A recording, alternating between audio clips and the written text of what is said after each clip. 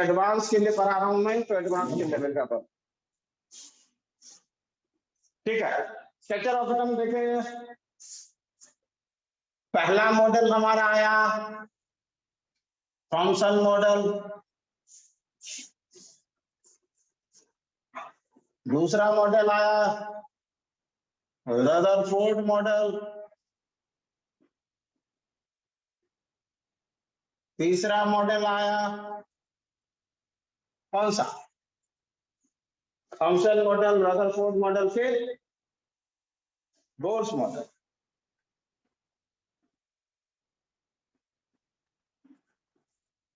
चौथा मॉडल आएगा de Broglie, पांचवा मॉडल आएगा Heisenberg, uncertainty principle, and last आएगा Schrodinger wave equation. Schrodinger wave equation, ये हमारा कॉन्सेप्ट किस सीक्वेंस में गया आगे, इस तरह। अरे पैमाना देखना, लेट क्यों आते हो भाई? सर नेट का इशू बहुत ज्यादा हो रहा है सर। तो एक काम करो, 1 तारीख से यदि यहाँ आना है, या अब तो कोटा भी खुल जाएगा। दरभंगा एक बार बोल रहे थे आएंगे, तुम्हारी मम्मी भी आएंगी, तो एक बार यहाँ ले आना, बात कर लेना यहाँ आकर के, फिर जो भी सिस्टर है या अदर और बच्चों के लिए भी। और हम 1 तारीख से तब तक यदि हॉस्टल में रहना है तो यहाँ रह सकते हो, 1 तारीख से शुरू करना।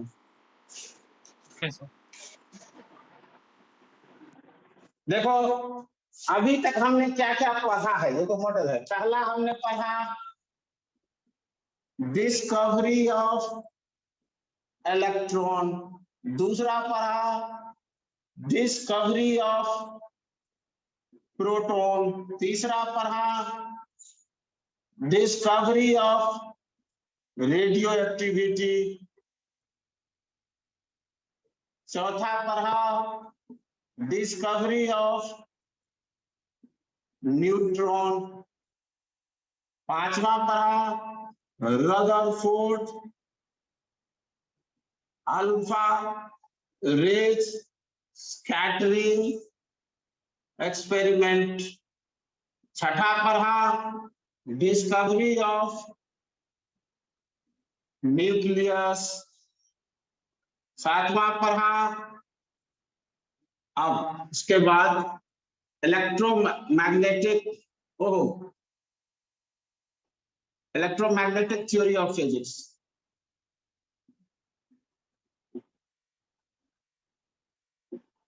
फिजिक्स, आठवां पढ़ा इलेक्ट्रोमैग्नेटिक वेव थ्योरी,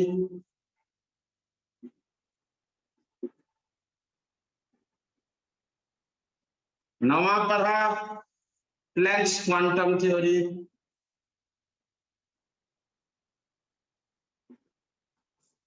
नेक्स्ट पढ़ा ब्लैक बॉडी रेडिएशन, उसके नेक्स्ट पढ़ा फोटो इलेक्ट्रिक इफेक्ट, फिर स्पेक्ट्रम। क्या इसमें किसी को कोई डाउट है? और ये भी सारा, ये सारे को मिला करके अब आएगा बोर्स मॉडल। क्या इस 12 में किसी को डाउट है? पूछो, किसी को कुछ पूछना है तो पूछो।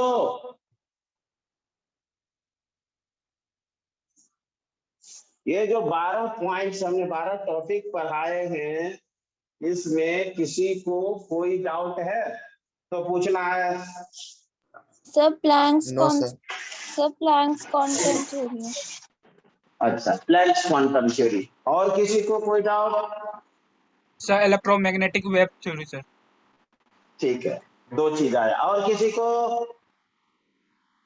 खुशी आपको? आद्या? समझ आ गया सर।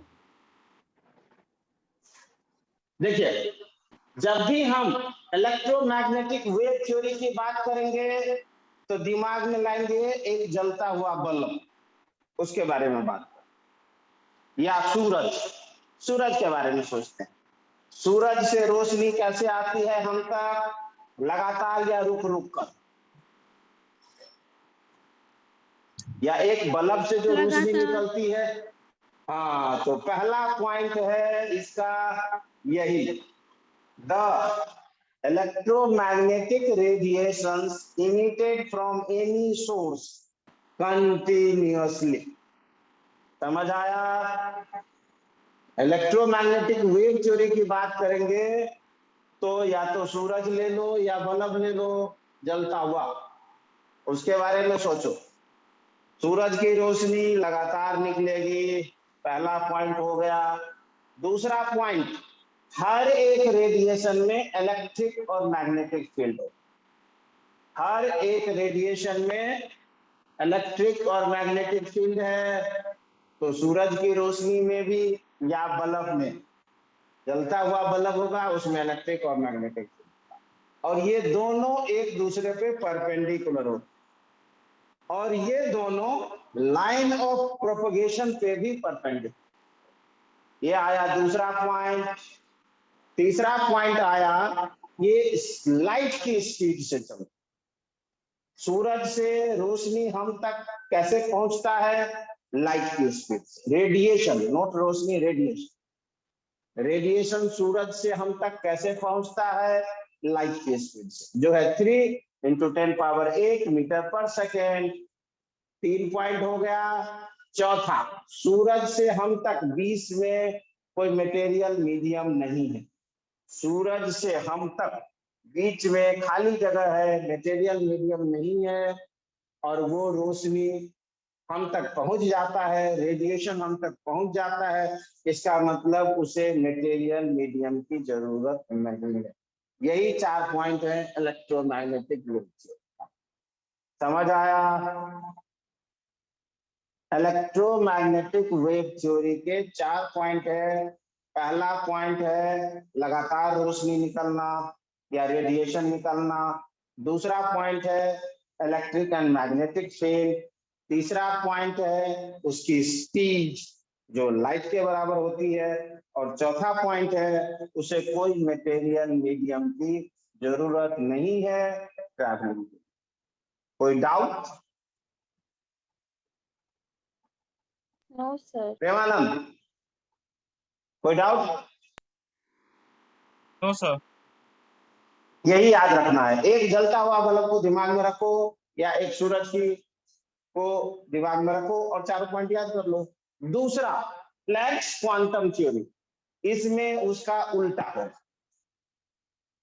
ये कहता है जब पार्टिकल नेचर की बात करेंगे रेडिएशन का, तो वो लगातार नहीं निकलता है, रुक रुक कर निकलता है।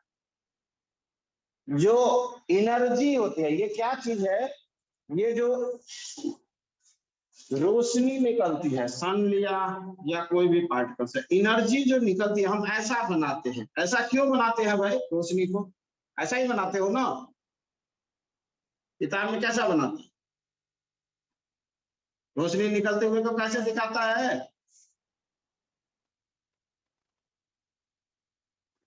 अरे सूरज से या कैंडल से रोशनी निकलते हुए कैसे दिखाते हो यार?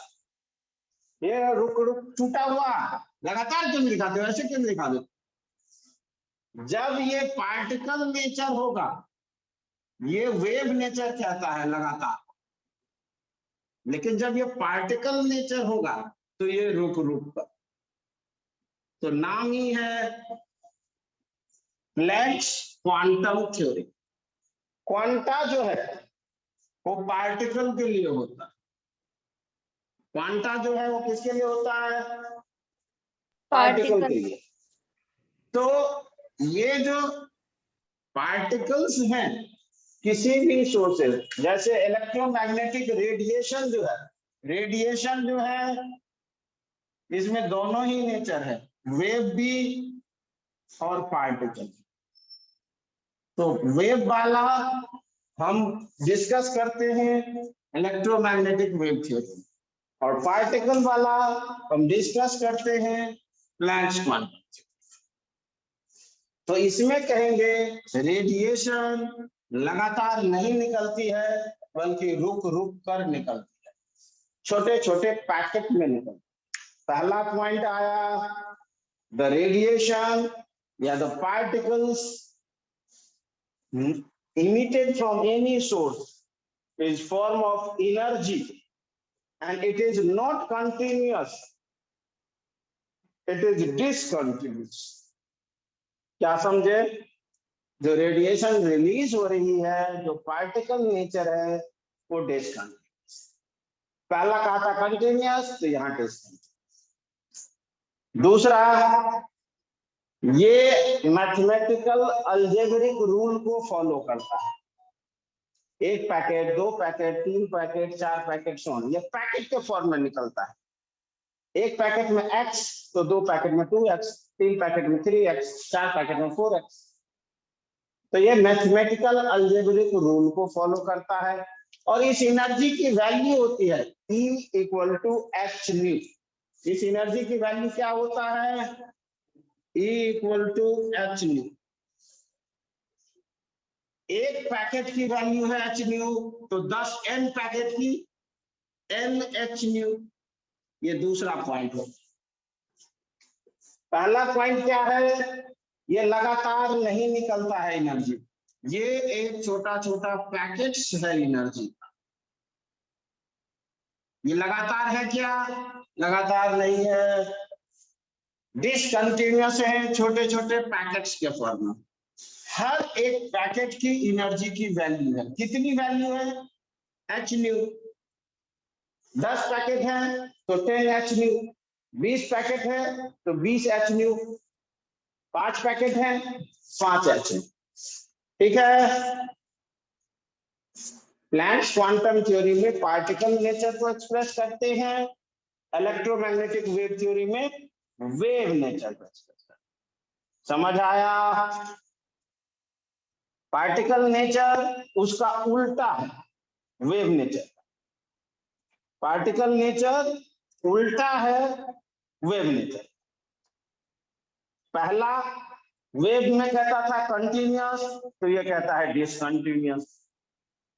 वो कहता है लगातार है और रेगुलर, ये कहता है छोटे छोटे पैकेट्स के फॉर्म में। इसकी एक फिक्स्ड वैल्यू है h²। तीसरा पॉइंट कहता है total amount of energy release या एब्जॉर्ब कितना, तो NH²। ठीक है। यही 3 पॉइंट्स थे प्लैंक्स क्वांटम थ्योरी। एक मोल क्वांटा को कितना कहते हैं? एक मोल क्वांटा कितना होता है? क्वांटा एक एनर्जी का पैकेट है। क्वांटा और फोटोन में क्या फर्क है? कौन सा बच्चा बता सकता है? What is the difference in quanta and photon? So quanta is the packet of particles, sir. और और सर energy फोटोन जो है वो एक पैकेट ऑफ लाइट है। गलत आंसर, ठीक नहीं है। थोड़ा सा फिर से सोचिए। ये दोनों एनर्जी के पैकेट हैं। ये क्या है? दोनों ही एनर्जी के पैकेट। तो क्या होता है देखिए, एक बार समझाता हूं। फिजिक्स में भी सेम कंसेप्ट। यहां न्यूक्लियस है, यहां सेल है। इस सेल में इलेक्ट्रॉन है। इलेक्ट्रॉन एक्साइट होते हैं जब हम एनर्जी देंगे। मान लो यहां है इलेक्ट्रॉन, तो जब हम एनर्जी देंगे छोटे छोटे पैकेट्स के फॉर्म में, तो इलेक्ट्रॉन यहाँ आ जाएगा। फिर एनर्जी देंगे तो यहाँ आ जाएगा, फिर एनर्जी देंगे तो यहाँ आ जाएगा, और जब वो वापस आएगा तो यही एनर्जी रिलीज करेगा, ये छोटे छोटे पैकेट्स। क्या समझे?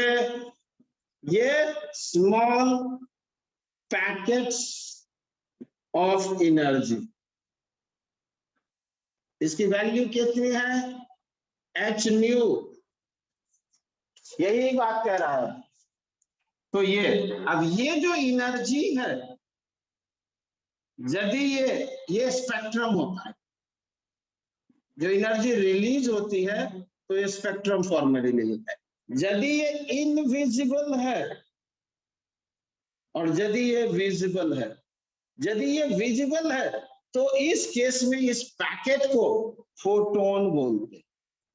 यदि ये विजिबल है तो इस केसेस में इस पैकेट को फोटोन बोलते हैं, और यदि ये इनविजिबल है तो इस केसेस में इस पैकेट को क्वांटा बोलते हैं। तो क्या दोनों अलग चीज है?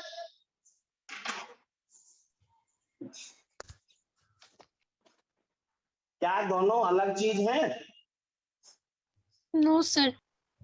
एक ही चीज है, लेकिन उसका जो रिजल्ट आ रहा है उससे डिसाइड होता है कि वो विजिबल है या इनविजिबल। कोई डाउट है किसी को? No sir. तो ये पॉइंट खत्म। आगे इलेक्ट्रोमैग्नेटिक प्लैंस, आगे ब्लैक बॉडी, फोटो इलेक्ट्रिक और स्पेक्ट्रम। क्या इसमें किसी को डाउट है? No sir. चलिए ठीक है, तो मैं अगला थ्योरी पर अब चलता हूं। अगला थ्योरी है हमारा, मैं इसे मिटा रहा हूं। एक भी चीज में डाउट नहीं होना चाहिए क्योंकि ये बहुत important chapter, same as it is physics में आएंगे। तो अगला हमारा थ्योरी है अब बोर्स मॉडल। अगला हमारा थ्योरी है, क्या है? Bohr's model. इन सारे थ्योरी को जोड़ करके, इन सारे पॉइंट्स को जोड़ करके बोर्स ने एक एटॉमिक मॉडल, ठीक है, बोर्स मॉडल। क्या क्या मेन पॉइंट्स हैं? बोर्स ने क्या बताया? न्यूक्लियस के अंदर proton, neutron, neutron, proton, neutron,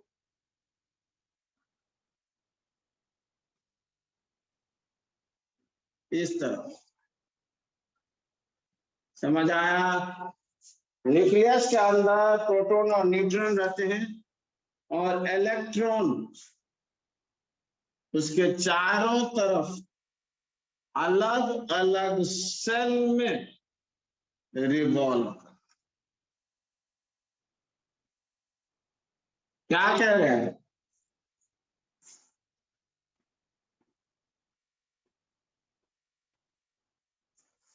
क्या समझे? K L M N O P Q dot dot, या 1 2 3 4 5 6 7 8 डॉट।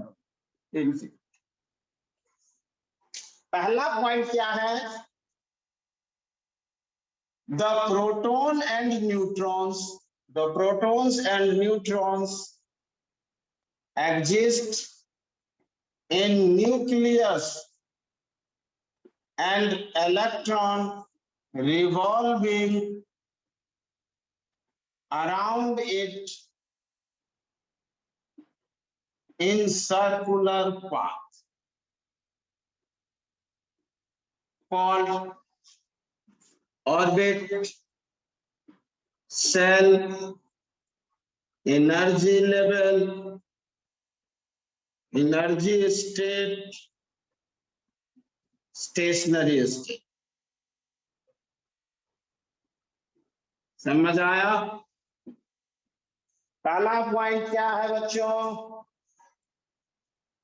किसी को कोई डाउट है इसमें?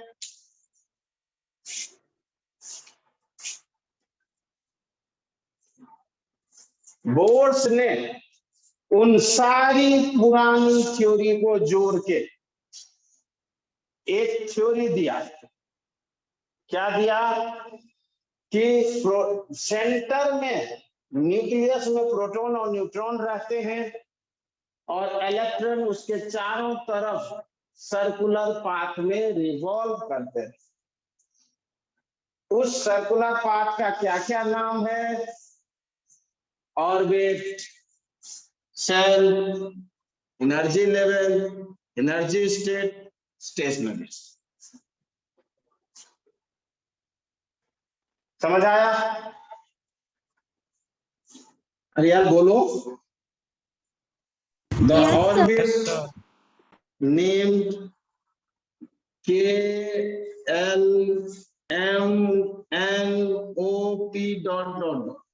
सेल।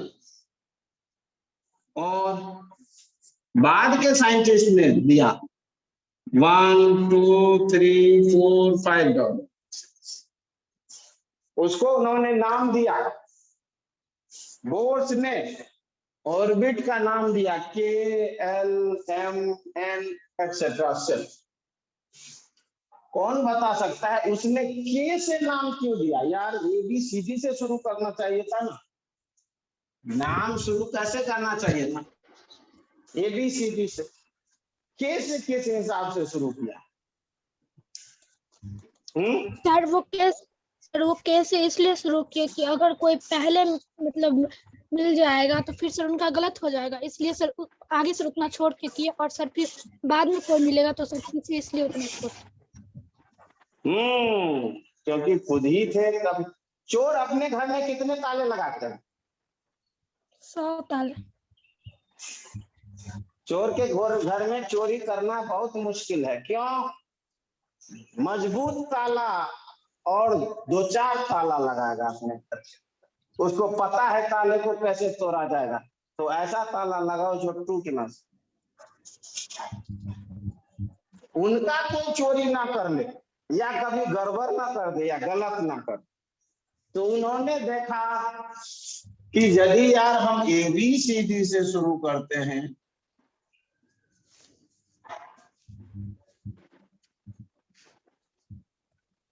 यदि हम ABCD से शुरू करते हैं और यदि कोई ए से पहले डिस्कवर हो गया तो मेरा थ्योरी तो गया। ए से पहले तो कोई लेटर ही नहीं, तो मेरा नाम ही खत्म हो जाएगा। तो इसीलिए बीच से शुरू किया कि यदि इससे पहले डिस्कवर हो गया तो ये नाम रख लो, इसके बाद का डिस्कवर हो गया तो ये नाम रख लो। समझ आया? बहुत सारे का तो उन्होंने जोर जाके एक फॉर्मूला बनाया, वो भी गड़बड़ हो जाता तो बड़ी गलत होती ना। उन्होंने खुद कैसे बनाया था इस थ्योरी को? सर सबसे चुरा चुरा के। हाँ, जोर जार के इधर उधर से इकट्ठा करके मिला के बहुत सारे का, तो उनको लगा हमारी कोई ना चुरा लेना, कोई गड़बड़ ना कर दे, इसीलिए सेफ्टी रखा। समझ आया? चलो, नंबर ऑफ कितनी है? Number of shells in an atom कितने होगा? सर कौन बताएगा? जैसे क्वेश्चन आया है, hydrogen 1s1, number of shell या सेल्स इन हाइड्रोजन या in above. A option 1, B option 3, C option 5, D option infinity. खुशी आप ही बताइए कितना?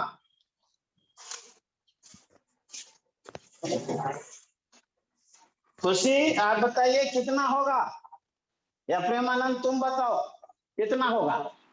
1 सर। 1 होगा। खुशी आपकी सहमत है उससे?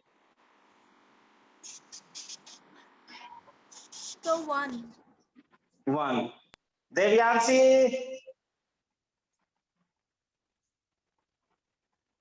आप किस में जाएंगी? सर 1 में जाएंगे। चलिए ठीक है, अब देखते हैं। मान लिया ये है न्यूक्लियस, ये मेरा न्यूक्लियस है, छोटा सा है। इसके तरफ कितना जगह है? ये एक जगह है जहां कुछ घूम सकता है, फिर ये दूसरा जगह है कुछ घूम सकता है, फिर ये तीसरा जगह है कुछ घूम सकता है, फिर ये चौथा है जहां कुछ घूम सकता है। ये कितने पाथ है? Sir infinite. एक स्पेस में एक छोटा सा सेंट्रल बॉडी है, ये मान लीजिए हमारा न्यूक्लियस है, तो इसके चारों तरफ कितने पाथ होंगे जहां घूम सकता है कोई गोल गोल कोई चीज? इनफाइनाइट होंगे। तो इसका आंसर इनफाइनाइट है बच्चों। Yes sir. मैंने लिखा है इसीलिए, यदि ये इनफाइनाइट नहीं होता तो जब हम हाइड्रोजन को गर्म कर रहे थे या इलेक्ट्रॉन किसी में निकालते हैं तो हाइड्रोजन के इलेक्ट्रॉन एनर्जी दे रहे थे, स्पेक्ट्रम में देखा, तो यहां से यहां गया, हम यहां तक दे आए, Excuse me, sir. और फिर ये वापस भी तो आता है। तो यदि इतना सेल नहीं होता तो एक्सपेंड कैसे होता? ये किसी भी चीज को हम गर्म करेंगे तो फैलेगा ही नहीं यदि सेल नहीं होगा तो। Excuse me, sir. Sir Sir, ये सेंट्रीपिटल फोर्स पे एस्टैब्लिश्ड है ना ये रूल? ये पाथ जो है ये इमेजिनरी है। जैसे सपोज करिए एक लट्टू, हम एक लट्टू लेते हैं, ये देखिए सर। हमने एक लट्टू लिया, लट्टू को हम घुमाना शुरू कर दें तो ये क्या है? ये पाथ है इमेजिनरी। स्पीड बढ़ा दीजिए तो ये लट्टू यहां घूमने लगे। ये जो सर्कुलर पाथ है ये कैसे डिसाइड होगा? उसका आंसर है resultant of two force, centripetal और सेंट्रीफ्यूगल, अट्रैक्शन और रिपल्स। तो ये इलेक्ट्रॉन निगेटिव है, ये इलेक्ट्रॉन निगेटिव है और ये पॉजिटिव है, तो ये इसमें चिपक क्यों नहीं जाता? ये निगेटिव है और ये पॉजिटिव है, तो ये इसमें चिपक क्यों नहीं जाता? क्योंकि यहाँ दो फोर्स लगता है, एक फोर्स अट्रैक्शन का और एक फोर्स बाहर की तरफ सेंट्रीफ्यूगेशन, और इस रिजल्ट के कारण ये इसमें घूमता है। न्यूक्लियस के चारों तरफ इलेक्ट्रॉन क्यों घूमता रहता है? Due to resultant of these forces. तो पाथ कितना है हमारा क्वेश्चन है, जहां वो घूम सकता है वो पाथ कितना है? ये जो पाथ हम मान लिए ये पाथ है, तो ये पाथ कितना है? इलेक्ट्रॉन एक है, इलेक्ट्रॉन ही एक है, लेकिन 2s भी तो है, 2p भी तो है, 3s ही तो है, 3p है, 3d है, 4s है। ये इलेक्ट्रॉन ये है तो जगह, इलेक्ट्रॉन नहीं है। मान लो एक शहर बनाते हैं हम, शहर में हमने बहुत सारे घर बना दिए, लेकिन आदमी 5 ही रहने के लिए आए, तो क्या कहेंगे? 5 ही घर है? आदमी नहीं है। हाइड्रोजन में एक ही इलेक्ट्रॉन, लेकिन ऑर्बिट कितने होंगे? इनफाइनाइट। किसी को कोई डाउट? No. सर लेकिन सर वो हाइड्रोजन के लिए दिया हुआ है ना सर? तो क्या पूछ रहा है भाई? किसी भी एटम के लिए बात करो ना यार, किसी भी एटम के लिए बात करो। हाइड्रोजन में एक ही इलेक्ट्रॉन था। कल हमने पढ़ाया था स्पेक्ट्रम, स्पेक्ट्रम इतने लाइंस कैसे आए थे? क्योंकि हीट करने पर कुछ इलेक्ट्रॉन यहां चला गया, कुछ यहां चला गया, कुछ यहां चला गया और फिर वो वापस आया, तो अलग अलग लाइंस बनी। सपोज करो हमारे पास एक ही लड़का है, प्यून है, उसको हम कोई सामान लाने भेजेंगे तो एक जगह, चाहे घर के बगल में भेजो या कहीं दूर भेजो, वो जाएगा और एक सामान लेके आएगा। लेकिन हमारे पास 10 लड़के, तो एक को एक जगह भेज दो, दूसरे को दूसरी जगह, तीसरे को तीसरी जगह, चौथे को चौथे जगह, वहां से सब अलग अलग जगह से आएगा। यही हुआ है, क्वेश्चन आया है नीट में और जेई में भी। एक क्वेश्चन आया है जेई में, क्या आया है कि हाइड्रोजन में तो एक ही इलेक्ट्रॉन होता है, तो भाई साहब इतनी लाइन कहां से आई? एक इलेक्ट्रॉन के मूवमेंट से एक लाइन बनती है। लाइमन, बाल्मर, पास्चन, ब्राइकेट और अगला पी फंड। ये इतनी लाइंस क्यों बनी? ये देखो, ये इलेक्ट्रॉन यहां से यहां वापिस आएगा तो कितनी लाइन बनेगी? मैंने एग्जांपल दिया कि माने मेरे पास एक ही लड़का है, प्यून है, मैंने कोई सामान लाने के लिए भेजा है, तो एक सामान मेरे पास आया, लेकिन मेरे पास 10 लड़के हैं, तो 10 जगह अलग अलग डिस्टेंस पे भेज देंगे तो 10 सामान एक साथ आ जाएगा ना। एक आदमी एक ही सामान ला सकता है। कंडीशन है कि एक आदमी एक ही सामान ला सकता है, चाहे नजदीक हो चाहे दूर हो। तो यदि मेरे पास 10 लड़के हैं तो 10 सामान आ जाएगा ना एक साथ। तो इसी तरह ये इतने सारे लाइंस क्यों आए? क्योंकि अलग अलग हाइड्रोजन के लहर, एक ही हाइड्रोजन नहीं है, बहुत सारे हाइड्रोजन है, तो इसीलिए इतने लाइंस आए। डाउट क्लियर हुआ? हाइड्रोजन में कितने सेल हैं? क्या पूछ रहा है? हाइड्रोजन में कितने सेल हैं? ये देखो, ये न्यूक्लियस है, ये स्पेस में लेता हूं, ये न्यूक्लियस है। तो यदि ये न्यूक्लियस है तो इसके चारों तरफ एक सर्कल है जिसमें एक इलेक्ट्रॉन रह सकता। ऑर्बिट होता क्या है? What is orbit? डिफाइन करें यदि ऑर्बिट को, तो ऑर्बिट क्या है? A well-defined circular 3D path, well-defined path around the nucleus where electron revolve. क्या है orbit? A well-defined circular path around the nucleus या around central body is called orbit. जैसे ये सूरज है और हमारी धरती इसके चारों तरफ चक्कर लगा रही, इस पाथ को क्या बोलते हैं? ऑर्बिट। धरती अपनी ऑर्बिट में घूमती है। Earth revolve around the sun in their orbit.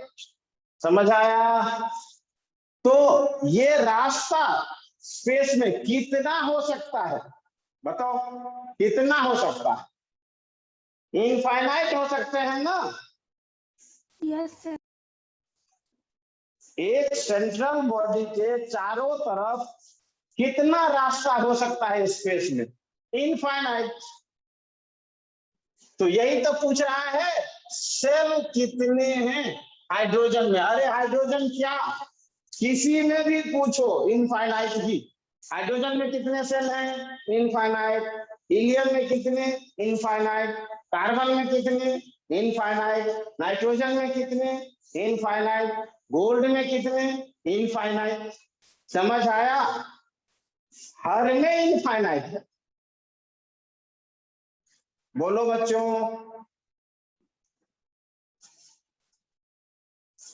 बोल ही नहीं रहे हो, क्या कोई डाउट है? सर तो फास्फोरस पेंटाहाइलाइट क्यों नहीं बनाता है सर? जब इनफाइनाइट है तो एक्साइट होना चाहिए ना सर? अरे इलेक्ट्रॉन ही नहीं है ना, ये रहा ना, phosphorus 15, 1s2, 2s2, 2p6, 3s2, 3p3, फिर 3d, फिर 4s, 4p, 4d, फिर 5s, बहुत सारे हैं। लेकिन जितना ज्यादा दूर ले जाओगे उतनी ज्यादा ताकत लगानी पड़ेगी। ये देखो, यहां पर बहुत सारे खाली हैं। 3 के बाद 4s, 4p, 4s है, ये 4s, 3d, फिर 4p, फिर 5s, फिर और बहुत सारे हैं। तो इस इलेक्ट्रॉन को एक्साइट करने में ताकत लगानी पड़ेगी। इससे पहले वाला भी एक्साइट हो सकता है, ये देखो, ये जो लिया ये भी एक्साइट हो सकता है, लेकिन इसमें और बहुत ताकत लगानी है। तो उतनी एनर्जी आप प्रोवाइड कर दोगे तो निकल जाएगी। एनर्जी की बात है, ये सारे को निकाल सकता है। अरे आयनाइजेशन एनर्जी क्या होती है? आयनाइजेशन एनर्जी होती है इस इलेक्ट्रॉन को बाहर ही निकाल दो। तो बाहर कहाँ निकालो? इनफाइनाइट से यहां तक आओगे तो ये वापिस आ जाएगा। तो इतना दूर दे आओ कि वापिस ही ना, इनफाइनाइट पर दे आओ, वहां से वापिस ही नहीं आएगा। तब जो एनर्जी लगा दैट इज आयनाइजेशन एनर्जी। किसी बच्चे को कोई डाउट है तो पूछो। प्रेमानंद। बोर्स का पहला पॉइंट क्या था थ्योरी का, कि प्रोटॉन और न्यूट्रॉन न्यूक्लियस के अंदर रहते हैं और इलेक्ट्रॉन उसके चारों तरफ चक्कर लगाता रहता है।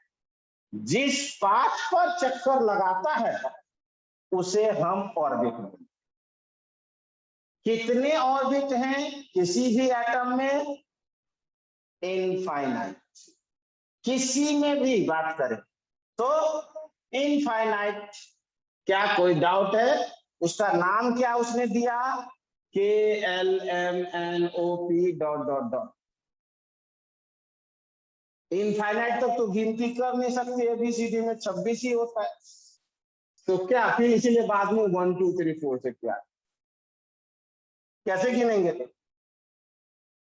तो 1 2 3 4 से नंबरिंग। कोई डाउट है किसी को? बोलो।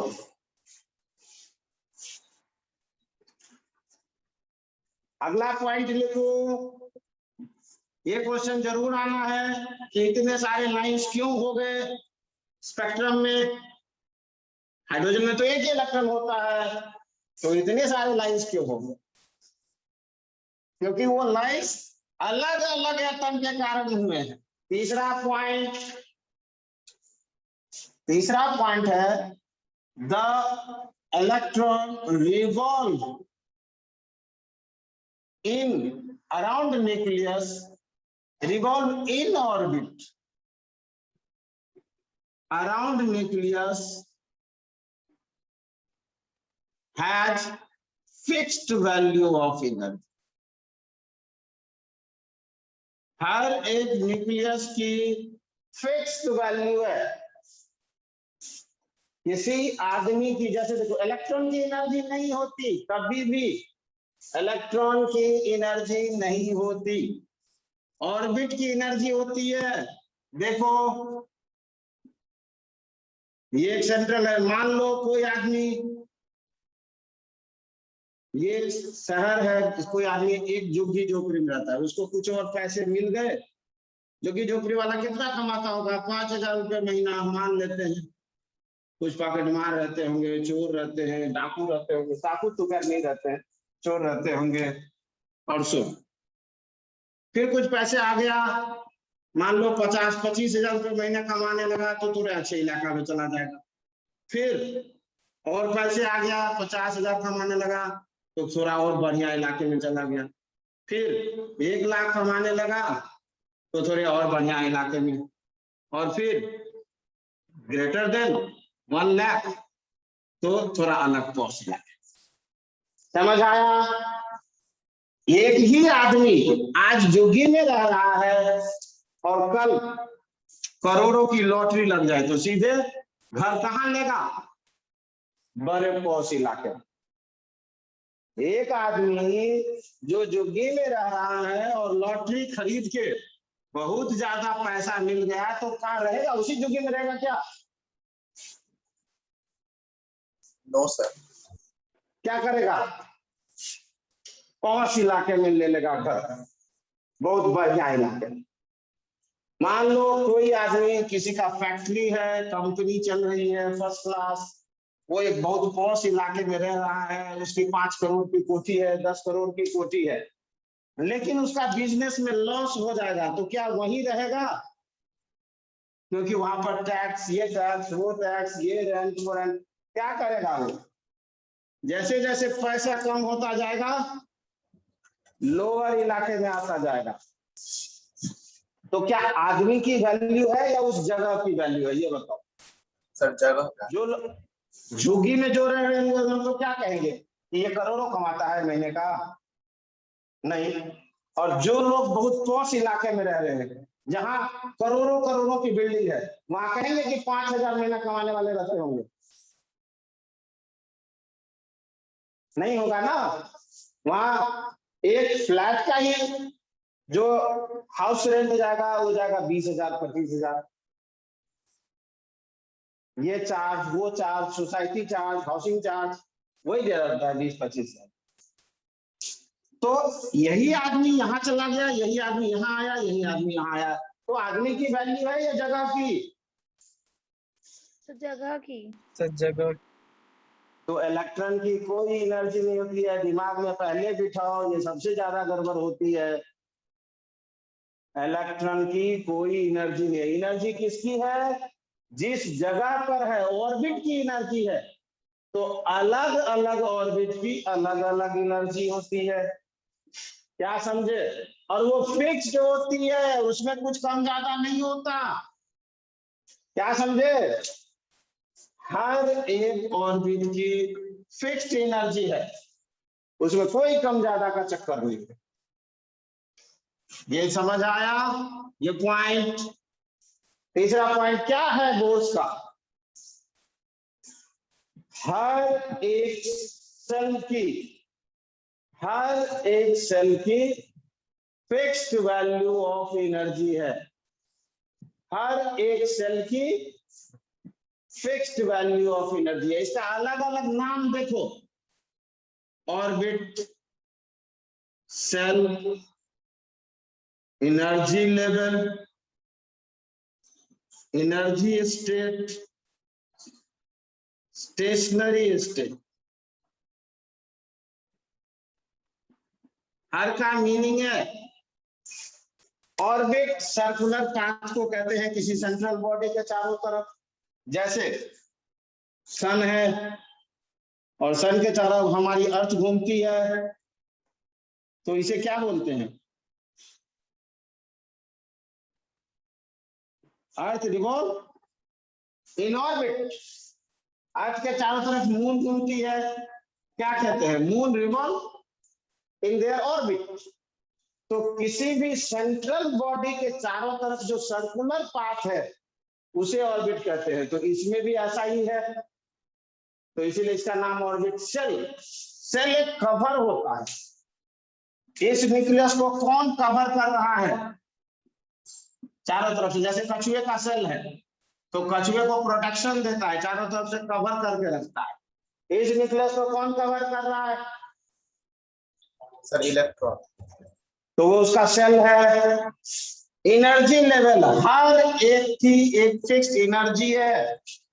तो जहां पर इलेक्ट्रॉन है उसकी एनर्जी वो बताता है, उसका लेवल उतना है। यहाँ इलेक्ट्रॉन है, उसकी एनर्जी इस लेवल के हिसाब से। यहाँ इलेक्ट्रॉन है, इसकी एनर्जी इस लेवल के हिसाब से। यहाँ इलेक्ट्रॉन है, इसकी एनर्जी इस लेवल के हिसाब से। तो एक एनर्जी का लेवल बताता है। एनर्जी का स्टेट, या उसका एनर्जी किस स्टेट में है, ग्राउंड स्टेट है, एक्साइटेड स्टेट है। और ये स्टेशनरी स्टेट का मतलब है ये एनर्जी फिक्स्ड है, ये कम ज्यादा नहीं होगी। यदि कोई आदमी यहाँ रह रहा है तो उसे 1 लाख रुपए खर्च होता है महीने का, मान लो। तो 1 लाख रुपए खर्च करते रहो और यहाँ रहो। आपको पैसे घट गए तो आपको यहाँ आना पड़ेगा, यहाँ रह ही नहीं सकते। बहुत कम पैसे घट गए, 5,000 कमा रहे हो तो यहाँ झुग्गी में रहना पड़ेगा। समझ आया? हर एक नाम का मतलब है। साइंस में कभी भी ऐसे ही कुछ भी नहीं होता कि कुछ भी लिख लो। आर्ट्स में तो बात भी बना दो, कुछ भी इधर उधर की बकवास भी कर दो, लेकिन साइंस में नहीं चलता ऐसा। साइंस में एग्जैक्ट होती है। चौथा पॉइंट करे, फॉर्मूला है इसका, निकालने का फॉर्मूला हुआ En इक्वल टू एनर्जी के अलग अलग फॉर्म, और हर एक सेल की हम एनर्जी निकाल सकते हैं। मैं वैल्यू दे देता हूँ 3-4। इसमें एनर्जी अलग अलग फॉर्म में निकाल सकते हैं, जैसे जूल में निकाल सकते हैं, जैसे इलेक्ट्रॉन वोल्ट में निकाल सकते हैं। समझे? अलग अलग एनर्जी निकालने का तरीका। समझ आया नहीं आया? जैसे देखो फॉर्मूला दिया है En equal to -13.6 by n square electron volt में। ये क्या है? इलेक्ट्रॉन वोल्ट में। That equal to -313.6 by n square kilocalorie per mole. ये किलो कैलोरी में है, ये कैलोरी में है। और that equal to -1312 by n square kilojoule per mole. हर एक सेल, n क्या है? नंबर ऑफ सेल बताता है। 1 2 3 4। पहला सेल n इक्वल टू 1, दूसरा सेल n इक्वल टू 2, तीसरा सेल n इक्वल टू 3। तो जो एनर्जी निकालेंगे हर सेल का, ये इस फॉर्मूला से। एनर्जी का अलग अलग यूनिट है, electron volt, kilo calorie, kilo joule. तो ये चेंज कर दिया, वो कोई बहुत बड़ा फैक्टर नहीं है। समझ आया? चाहे तो हम अर्ज में भी कर देंगे। क्या किसी को कोई डाउट है?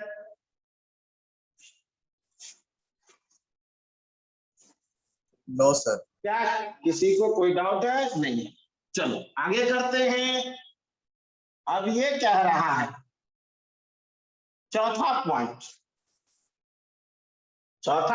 कह रहा है कि इलेक्ट्रॉन जब भी एक से दूसरे में जाएगा तो एनर्जी लूज या गेन हो। चौथा पॉइंट है when electron jumps from lower to higher level, it absorb energy, and when higher to lower level, it releases energy in form of radiation या स्पेक्ट्रम। ठीक है? जब इलेक्ट्रॉन यहां से अगले में जाएगा तो ये एनर्जी एब्जॉर्ब करेगा। मान लो लोअर वाला है सबसे लोअर स्टेट, ग्राउंड स्टेट। आप घर में रहते हैं तो क्या आपको पैसे चाहिए? कहेगा घर में मुझे रहना है, मुझे पैसे दो। जरूरत क्या है घर में पैसे? ये है ग्राउंड स्टेट। घर से बाहर जाना है, घर से बाहर मान लो अगल बगल में जाना है 500 100 200 मीटर, तो कितने पैसे चाहिए? ले लो 10 20 50 में, कुछ खा पी लगे। लेकिन दूसरे शहर जाना है तो क्या 50 में चलेगा? फिर ज्यादा लो, जितना घर से ज्यादा दूर जाओगे उतना ज्यादा पैसा। और फिर जब वापस आओगे तो कमा के आओगे। मान लो पढ़ने जा रहे हो, कोटा जा रहे हो, कहीं और जा रहे हो, पैसे लेके जा, फिर वहां से जॉब वॉब करके खूब कमा के आएंगे। तो यदि अमेरिका, मान लो कोई आदमी गया दिल्ली और वापिस आया, तो दिल्ली गया था मान लो 2000 3000 रुपया लेके, 5000 लेके, तो वापिस आएगा तो कहेंगे कितना कमा के आया? 10,000 20,000 25,000 40,000। लेकिन कोई आदमी अमेरिका गया तो कहेंगे कि 20,000 कमा के आया है। क्या कितना आना चाहिए? लाखों में। कितने लाख कमा के लाया भाई? हाँ, जितना ज्यादा दूर जाओगे उतना ज्यादा चाहिए जाने के लिए, और वापिस आओगे तो उतनी एनर्जी रिलीज। ये जो एनर्जी रिलीज हुई ये हमने अभी बताया। एनर्जी रिलीज, ये स्पेक्ट्रम या रेडिएशन, एक विजिबल एक इनविजिबल, विजिबल वाला फोटोन और इनविजिबल वाला क्वांटम। ये पॉइंट किसने बताया? कोई डाउट? बोलो भाई। No sir.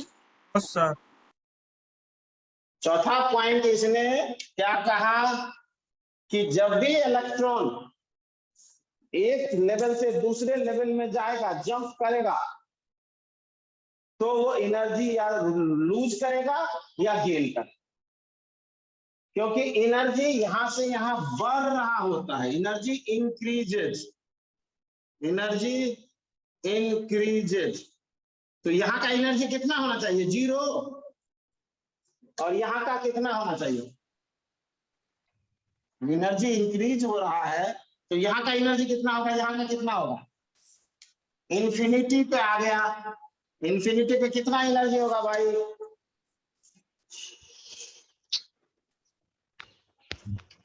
Maximum sir. कितना? अब ये बड़ा गड़बड़ है, इसीलिए उन्होंने क्या कहा, यहाँ 0 ले लो, इन्फिनिटी पे 0, और जैसे जैसे यहाँ आओगे तो यहाँ नेगेटिव होता जाएगा। तो सबसे ज्यादा नेगेटिव कहाँ? फर्स्ट सेल में। इसीलिए देखो बुद्धू यहाँ पर क्या लगा रखा है? माइनस।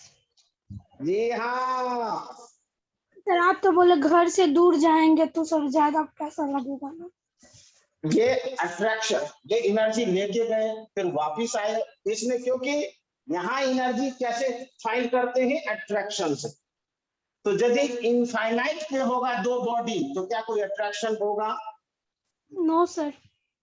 तो उसमें एनर्जी का कोई इन्वॉल्वमेंट नहीं है, 0। एग्जाम्पल देते हैं, मान लो आज आप लोग पढ़ रहे हैं और हर एक की शादी होगी, दूसरा बंदा कहीं न कहीं होगा, लेकिन आज आप उसे जानते नहीं, तो क्या उस पर कुछ खर्च कर रहे हैं? कुछ नहीं खर्च, 0। तो 0 खर्च है, 0 है इन्वेस्टमेंट। लेकिन जैसे जैसे मान लो बड़े होंगे, फिर किसी सोच से बातचीत चलेगी तो उसमें खर्चा करने लगेंगे, तो निगेटिव में होगा ना। 0 में से जो खर्चा करोगे तो क्या होगा? 0 में से खर्चा करेंगे तो क्या होगा?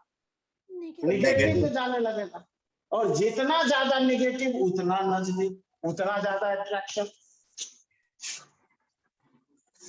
जितना ज्यादा अट्रैक्शन उतना ज्यादा खर्चा, और वो निगेटिव में जाएगा क्योंकि हमने 0 से शुरू किया था। समझ आया या कोई डाउट? जिसको हम जानते नहीं है, पहचानते नहीं है, हमारा उसका कोई अट्रैक्शन नहीं है, तो हम खर्च क्यों करेंगे? 0 रुपीज खर्चा है उसको। लेकिन जैसे जैसे जान पहचान बढ़ेगी, तो सपोज करिए, एग्जाम्पल लीजिए, एक पर्सन ए है और दूसरा पर्सन बी है, ये एक दूसरे से अनजान है, तो क्या इनके बीच में कोई खर्चा होगा? No sir. नहीं। चलो, फिर कुछ दिनों के बाद इन लोगों की जान पहचान होती है, तो कभी कॉफी पीने चलो, कभी चाय पीने चलो, कभी फोन रिचार्ज कर देते हैं, कभी कुछ कर देते हैं, तो कुछ खर्चा होगा? Yes sir. Yes sir. ठीक है। फिर शादी की बात चलने लगती है, अब और खर्चा बढ़ेगा। अब फोन खरीद के देंगे, ये गिफ्ट देंगे, कुछ और देंगे, और फिर जब शादी हो जाती है तो करोड़ों रुपए का खर्चा होगा, लाखों का खर्चा होगा। होगा या नहीं होगा? यस तो सर। Yes sir. तो यदि बहुत दूर है तो क्या मान है? अब इनफाइनाइट है, तो इसीलिए हमने 0 से शुरू किया बच्चों, और निगेटिव में आए। इसीलिए क्वेश्चन पूछेगा आपको, ये भी क्वेश्चन आया है कि एनर्जी निगेटिव क्यों मेजर करते हो? क्वेश्चन आया, एनर्जी निगेटिव में क्यों मेजर करते हो? क्या आंसर देंगे? क्योंकि मैक्सिमम जो वैल्यू है वो 0 है, तो 0 में से जो निकालोगे तो क्या होगा? निगेटिव में ही तो जाएगा। समझ आया या Yes, नहीं sir. आया? आ गया सर। ठीक है, 5वां पॉइंट,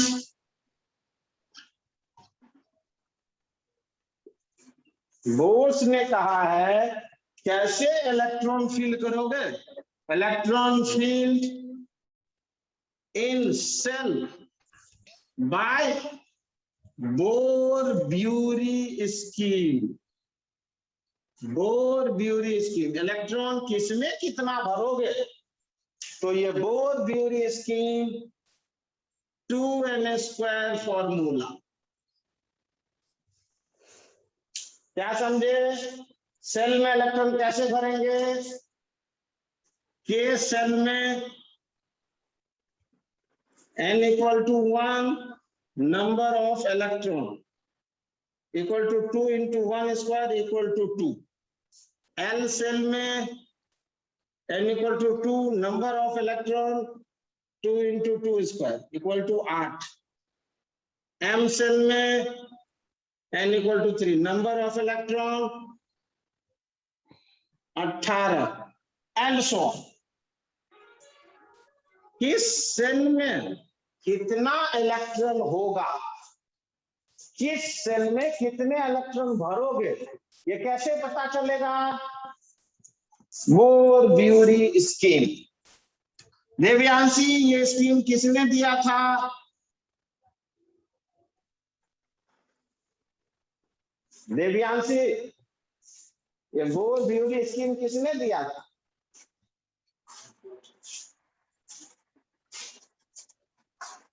कौन बता पाएगा? सर ब्यूरी दिए थे, बोर चुरा लिए थे। हाँ, ब्यूरी उसका सबऑर्डिनेट था, तो उसने ढूंढा था, लेकिन उन्होंने कहा कि सर देखिए मैंने ये ढूंढा है, देखिए तो थोड़ा ठीक है, सही है। उन्होंने कहा अच्छा ठीक है देखेंगे, और उन्होंने पीछे से अपने नाम से उसको पब्लिश किया। तो बोर ने बहुत हल्ला मचाया, अरे ये तो मैंने ढूंढा है, आप कैसे अपने नाम से उसको कह रहे हैं कि मैंने ढूंढा है, ये तो मैंने ढूंढा है। तो बोला अच्छा चुप चुप, तुम्हारा भी नाम दो, शोर मत मचा।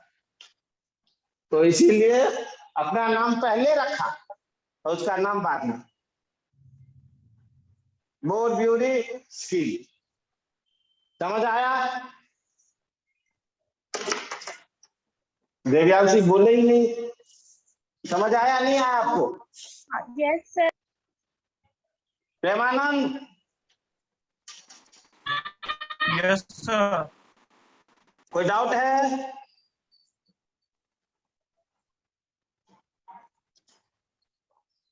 कोई डाउट है या नहीं है, बताओ।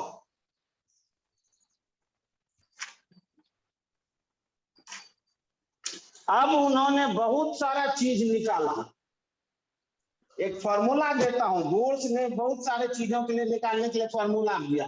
क्या क्या निकाला देखो, मैं शॉर्ट में लिख देता हूं और वो फोटो खींच के भेज दूंगा। इतने ही मेन पॉइंट है, अभी ये जितना फॉर्म पढ़ाया है यही बोर्स का मेन पॉइंट है। और क्या क्या निकाला उसने, स्पेक्ट्रम के बारे में बात की, अभी मैं दूंगा उसका बहुत सारा फॉर्मूला। और क्या क्या निकाला? छठा, अबाउट इलेक्ट्रॉन। अबाउट इलेक्ट्रॉन क्या क्या निकालेंगे? Energy, radius, velocity,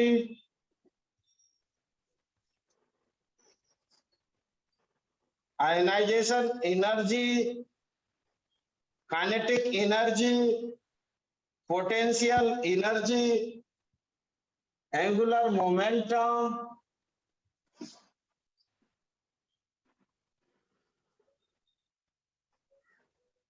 etcetera. बहुत सारा चीज उन्होंने इसका बताया। समझ आया? खत्म बोर्ड की। Yes, sir. कितना टाइम बच रहा है बच्चों? सर हो गया है टाइम, बस 4 मिनट में। तो बोर्स ने जो उसका थ्योरी रदरफोर्ड का था वो गलत हो गया था, और वो इलेक्ट्रोमैग्नेटिक थ्योरी से लॉस हो रहा था, एटम कोलैप्स हो रहा था, उसको समझा कि वो तभी एनर्जी रिलीज करता है या गेन करता है जब एक दूसरे से जंप करता है, अदरवाइज वो रिलीज या गेन नहीं करता। जब तक उसी ऑर्बिट में घूमता रहेगा ना तो एनर्जी का लूज होगा और ना तो एनर्जी का गेन होगा। ये सबसे मेन पॉइंट था उसका। समझ आया? Fixed value of energy of each shell, ये उसका सबसे मेन पॉइंट है। और इसीलिए ये चीज मैं एक फॉर्मूला दिखा देता हूं ताकि, और इसी को मैं फोटो खींच के भेज दूंगा। ये देखिए, ये हमारा बुकलेट है, इसमें सारे फॉर्मूला दिए हुए हैं। देखिए ये फर्स्ट, ये इस तरह, जिसके पास बुकलेट है वो इस बुकलेट से कर सकता है। ये दिया हुआ है ना सारी, यस सर। ये फॉर्मूला हमें काम की है और हमें इसका एप्लीकेशन करना है आगे फर्दर क्वेश्चंस बनाना। ये थ्योरी हमारी खत्म हो। ठीक है बच्चों, आप लोगों को और कुछ पूछना है इसमें से तो पूछ लीजिए, 2 मिनट का टाइम बचा हुआ है तो कुछ पूछना है तो पूछ लीजिए। किसी को कोई डाउट प्रेमानंद? अभी एटॉमिक रेडियस। एटॉमिक रेडियस होता है एटम का कितना रेडियस है। अरे जब इलेक्ट्रॉन यहाँ है तो इसका रेडियस यहाँ से यहाँ, ये डिस्टेंस सर निकालेंगे कैसे? अब फार्मूला देगा ना वो, ये रहा, ये इसका डिस्टेंस, तो एटॉमिक रेडियस। और कुछ? और किसी को कुछ पूछना है बोलो। No sir. कुछ नहीं तो ठीक है, कंप्लीट हो गया है। आप लोग इसको रिवीजन करिए और क्वेश्चन बनाइए।